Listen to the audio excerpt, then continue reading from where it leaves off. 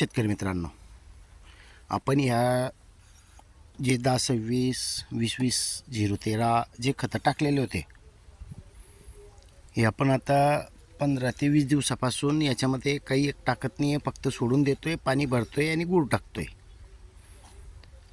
तर आता काय होतं आहे, नेमकं खालचा जो गाढ आहे तो आता वरती येऊन जातो आहे.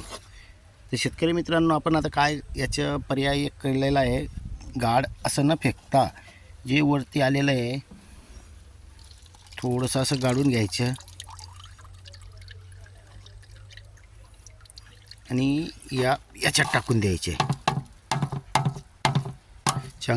याच्यासाठी एक गाडणी चांगल्या पद्धतीची घ्यायची आहे, जेणेकरून जे आपला जो गाड येतो आहे खालच्या वर प्रोसिजरमध्ये जे काही प्रोसिजर असे त्याची त्यात, आणि हे एका ठिकाणी जमा करून आपण शेणखतावर टाकून द्यायचे, की जेणेकरून ते शेणखत इतकं पॉवरफुल बनेल.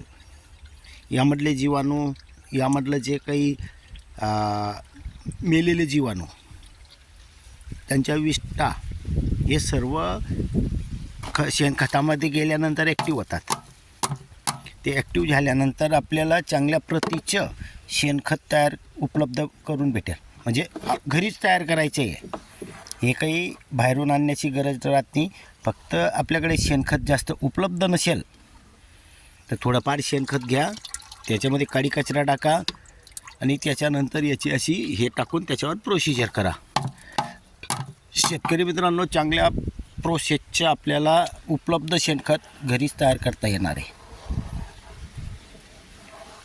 आणि शेतकरी मित्रांनो, आपण हे प्रत्यक्षात अगोदर करतो, त्याच्यानंतरच आपण आलेले अनुभव आपण शेतकऱ्यांपर्यंत पाठवतो. आता बघितलं तर क्लिअर झालेलं आहे. आता अजून दुसऱ्या दिवशी या दुपारपर्यंत या संध्याकाळपर्यंत अजून तसंच तयार होईल. सोडलं गेलं, पाणी भरा, गूळ टाका, फक्त अजून तसाच ठरेल आणि तोपर्यंत हे पण याच्यामधले जे पाणी आहे बाष्पानं निघून जाईल आणि हे खालचे चांगलं तयार होईल. आता बघू शकता तुम्ही की आपण जे समजा अगोदर एक वेळा दाखवण्यासाठी केलेलं होतं, तर इथलं जो मटेरियल आहे समजा ते आपण इथं टाकलेलं होतं आणि बघा किती भुसभुशीत असतं.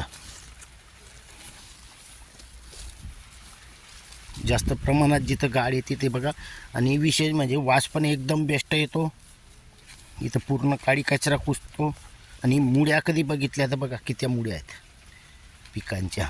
आणि विशेष म्हणजे वापर आपला असतो जिथे पांढऱ्या शुभ्र मुळ्या आणि तोटाची साईज बघू शकताय तुम्ही इथे, कारण आपलं सगळं वेस्टेड इथं पडतं आहे. त्याचे फायदे बघा.